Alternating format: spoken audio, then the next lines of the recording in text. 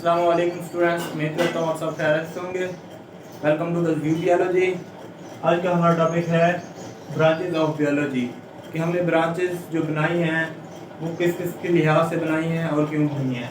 सबसे पहले हमारा टॉपिक है मॉर्फोलॉजी के मॉर्फोलॉजी के अंदर हम क्या करते हैं। वो कहते हैं बियोलॉजी की वो ब्रांच जिसके अंदर हम स्ट्रक्चर ऑफ ऑर्गेनिजम्स के बारे में जानते हैं, उसकी फिजिकल स्ट्रक्चर के बारे में जानते हैं कि वो किस तरह का है, किस तरह की उसकी शेप है, उसकी 4 टांगे हैं या 2 टांगे हैं, इसके बारे में स्टडी करना वो कहते हैं मॉर्फोलॉजी कहलाता है।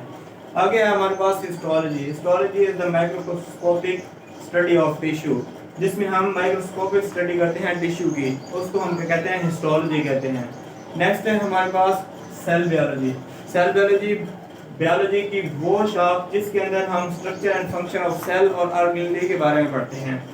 मतलब कि एक सेल है वो किस तरह से स्ट्रक्चर में है और उसका क्या फंक्शन है। उसके बाद हमारे पास यह है कि ऑर्गेनेल्स हैं वो किस तरह से हैं, किस तरह की उनकी स्ट्रक्चर है और वो क्या फंक्शन परफॉर्म कर रहे हैं हमारी बॉडी के अंदर या ऑर्गेनिज्म की बॉडी के अंदर, वो क्या परफॉर्म कर रही हैं। सेल बियोलॉजी के अंदर मेनली हम क्या पढ़ते हैं, सेल डिवीजन के अंदर सेल डिवीजन के बारे में पढ़ते हैं कि एक सेल है वो किस तरह से डिवाइड हो रहा है। सेल डिवीजन का मतलब है हम पढ़ेंगे माइटोसिस, मियोसिस कि वो कैसे एक सेल से 2 सेल, 2 सेल से 4, 4 से 8 इस तरह से कैसे ग्रो करते हैं। इसके अंदर हम पढ़ते हैं वो हम कौन बियोलॉजी किस ब्रांच में करते हैं, सेल बियोलॉजी के अंदर। आगे हमारे पास नेक्स्ट फिजियोलॉजी। फिजियोलॉजी में हम पढ़ते हैं function of different part of organisms. एक ऑर्गेनिजम्स के डिफरेंट पार्ट किस तरह से फंक्शन परफॉर्म कर रहे हैं, वो अपने बॉडी में या ऑर्गेनिजम्स की बॉडी में वो किस तरह से फंक्शन परफॉर्म कर रहे हैं, इसके बारे में स्टडी करना कहता है फिजियोलॉजी कहते हैं इसको। जैसे हमारे पास हमारे इंसान के अंदर किडनी का कैसे फंक्शन है, हार्ट का क्या फंक्शन है, वो क्या परफॉर्म कर रहा है, किस तरह से वर्क कर रहा है, इसके बारे में स्टडी करना कहता है फिजियोलॉजी होता है। नेक्स्ट है हमारे पास मॉलिक्यूलर बियोलॉजी। कहता है बियोलॉजी की वो ब्रांच जिसके अंदर हम मॉलिक्यूल्स ऑफ लाइफ के बारे में स्टडी करते हैं कि मॉलिक्यूल्स ऑफ लाइफ हमारे पास कौन कौन से हैं। जैसे वाटर हो गया, प्रोटीन हो गई, कार्बोहाइड्रेट, ये हमारी बॉडी के अंदर किस तरह से वर्क करते हैं और हमारे लिए कैसे फायदेमंद है और क्यों इंपॉर्टेंस है, इसके बारे में स्टडी करना वो कहता है हमारे पास मॉलिक्यूलर बियोलॉजी। आगे नेक्स्ट हमारे पास जेनेटिक्स। जेनेटिक्स में ब्रांच बियोलॉजी की वो ब्रांच जिसमें हम स्टडी करते हैं इनहेरिटेंस के बारे में। इनहेरिटेंस क्या चीज़ है, वो कहता है transmission of information from one generation to another, कि एक करैक्टर जो है एक जेनेटिक एक बॉडी के अंदर है वो आगे नेक्स्ट जनरेशन के अंदर किस तरह से ट्रांसफर होता है, वो किस तरह से ट्रांसफर होता है उसके बारे में स्टडी करते हैं। उसके बाद हम क्या करते हैं, स्टडी करते हैं structure and function of gene, कि एक जीन है वो किस तरह की उसकी शेप है और क्या फंक्शन परफॉर्म करता है। ठीक है, इसके बारे में स्टडी करना कहते हैं जेनेटिक्स कहलाता है। आगे नेक्स्ट हमारे पास एम्ब्रियोलॉजी। एम्ब्रियोलॉजी बियोलॉजी की वो शाख जिसके अंदर हम development of new individual from fertilised egg, fertilised egg से जो न्यू इंडिविजुअल बन रहा है वो किस तरह से बन रहा है, इसके बारे में स्टडी करना वो कहलाता है एम्ब्रियोलॉजी। एम्ब्रियोलॉजी में हम मेनली क्या चीज़ पढ़ते हैं, सेल की ग्रोथ पढ़ते हैं कि सेल कैसे ग्रो कर रहा है। जैसे मैंने पहले बताया कि एक सेल से 2 सेल कैसे बनते हैं, 2 से 4, 4 से 8। आगे नेक्स्ट हमारे पास एम्ब्रियोलॉजी के अंदर हम पढ़ते हैं डिफरेंशिएशन, कि जो सेल हमारे पास ग्रो कर रहे हैं। डिफरेंशिएशन का मतलब है कि एक सेल स्पेसिफिक हो जाता है कि उसने जाके इन फ्यूचर ये वाला ऑर्गन बनाना है। अगर लेट्स सपोज कि हमारे पास ये 4-5 सेल हैं, ये वाला सेल नेक्स्ट जाके इसके पास एक स्पेसिफिक वर्क हो जाएगा कि इसने जाके हार्ट को बनाना है, इसने जाके किडनी बनानी है, ठीक हो गया, इसने जाके लीवर बनाना है। इन फ्यूचर जब न्यू इंडिविजुअल बन रहा होता है उस टाइम डिफरेंशिएशन हो जाती है सेल ग्रो होने के बाद, मतलब 2 से 4, 4 से 8 सेल बनने के बाद डिफरेंशिएशन का अमल आता है। फिर उसके बाद मॉर्फोजेनेसिस होता है जिसमें ऑर्गन बन जाते हैं, इसके बारे में स्टडी करना कहता है मॉर्फोजेनेसिस कहते हैं इसको।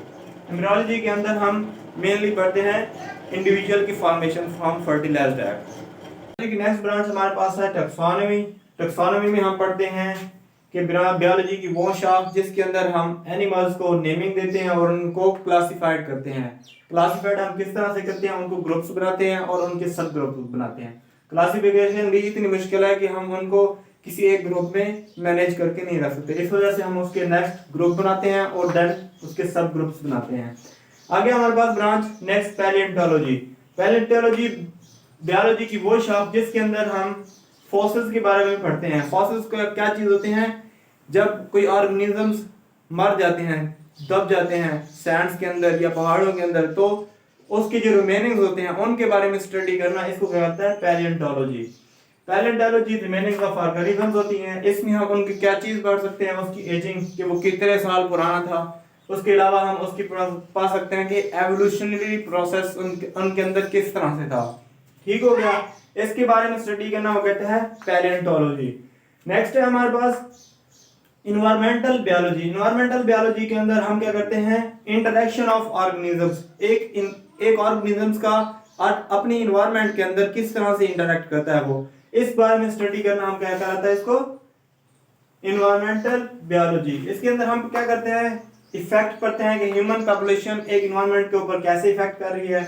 उसके अलावा हम पढ़ते हैं कि डिजीजेस, कोई डिजीज एक इन्वायरमेंट के अंदर आ गई, वो किस तरह से इफेक्ट कर रही है, इसके बारे में स्टडी करना। उसके बाद हम पढ़ते हैं एनवायरमेंटल पॉल्यूशन, कि एक इन्वायरमेंट के अंदर जो माहौल में आलूदगी वगैरह हो रही है वो कैसे हो रही है, क्यों हो रही है, इस बारे में स्टडी करना वो कहता है। इसको हम क्या कहते हैं? Environmental biology. नेक्स्ट है हमारे पास पैरासाइटोलॉजी। पैरासाइटोलॉजी में हम करते हैं स्टडी किस चीज के बारे में? पैरासाइट्स के बारे में, कि एक पैरासाइट है वो अपने होस्ट से क्या लेता है? फूड भी लेता है, शेल्टर भी लेता है।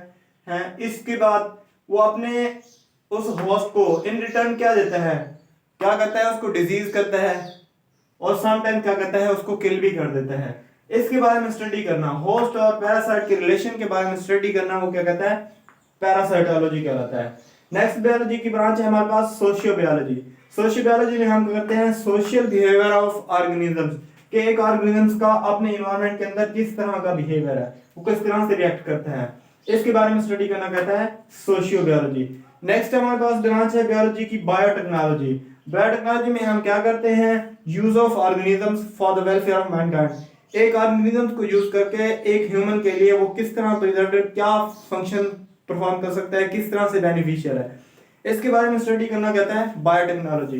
बायोटेक्नोलॉजी में हम क्या करते हैं? डिसइंफेक्शन, ऐसी चीजें, ऐसी अद्वियात वगैरह बनाते हैं किसी ऐसे ऑर्गेनिज्म से कि वो उस बीमारी के लिए रोकथाम करते हैं। उसके बाद हम क्या करते हैं? प्रिजर्वेशन ऑफ फूड, फूड को लंबे अरसे तक के लिए हम प्रिजर्व कर लेते हैं, जो ब्रांच किसके अंदर? बायोलॉजी की ब्रांच के अंदर, बायोटेक्नोलॉजी की ब्रांच के अंदर आता है। उसके बाद हम क्या करते हैं? प्रिपरेशन ऑफ इंसुलिन, इंसुलिन की प्रिपरेशन जो ह्यूमन की शुगर को कंट्रोल करने में फंक्शन अदा करती है, इसके बारे में स्टडी करना वो क्या कहता है? बायोटेक्नोलॉजी। और बायोगैसेस का यूज, कि बायोगैसेस कैसे बनती हैं और हमको इनको कैसे यूज कर सकते हैं for the welfare of Mankind, इसके बारे में स्टडी करना वो कहता है बायोटेक्नोलॉजी कहलाता है। नेक्स्ट हमारे पास ब्रांच है बायोलॉजी की इम्यूनोलॉजी। इम्यूनोलॉजी में हम क्या करते हैं? Branch of biology which deals with study of immune system, जिसमें हम क्या करते हैं? Immune system of the organisms के बारे में स्टडी करते हैं। किस चीज में वो क्या वर्क करता है? इसमें हमारा जो बॉडी सिस्टम है वो डिफेंस के तौर पर वर्क करता है, कि जो बाहर से आने वाली बीमारियां हैं उनके बारे में रोकथाम करता है। इसके बारे में स्टडी करना वो कहता है इम्यूनोलॉजी कहते हैं इसको। बायोलॉजी की नेक्स्ट ब्रांच है हमारे पास एंटोमोलॉजी। एंटोमोलॉजी में हम करते हैं स्टडी ऑफ इंसेक्ट्स, इंसेक्ट्स के बारे में स्टडी करना, उनके लाइफस्टाइल, उनके लाइफ साइकिल के बारे में स्टडी करना, इसको क्या कहता है? एंटोमोलॉजी। एंटोमोलॉजी में हम क्या करते हैं? उनकी जनरल कैरेक्टरिस्टिक्स के बारे में और उनकी लाइफ साइकिल के बारे में स्टडी करते हैं, लाइफ साइकिल के बारे में स्टडी करते हैं। और एंटोमोलॉजी में ये कहता है कि आया कि वो वाले हमारे पास जो इंसेक्ट्स हैं वो बेनिफिशियल हैं या हार्मफुल हैं, इसके बारे में स्टडी करना ये एंटोमोलॉजी कहलाता है। नेक्स्ट है हमारे पास pharmacology. Pharmacology is a branch of biology which deals with study of drugs, जिसमें हम ड्रग्स के बारे में स्टडी करते हैं, उसको फार्माकोलॉजी कहते हैं। वो कहता है इसमें हम क्या करते हैं? इनके इफेक्ट पढ़ते हैं ह्यूमन बॉडी के ऊपर। लेट्स सपोज हम एग्जांपल के लें कि हम जो पैरासीटामोल खाते हैं ये किस तरह से वर्क करती है, क्या काम करती है, इसके बारे में स्टडी करना वो कहता है, इसको कहते हैं फार्माकोलॉजी कहते हैं। आज के लिए हमारा यहाँ पे लेक्चर होता है एंड, इंशाल्लाह मिलते हैं नेक्स्ट लेक्चर में, तब तक के लिए अल्लाह हाफिज। Thank you so much.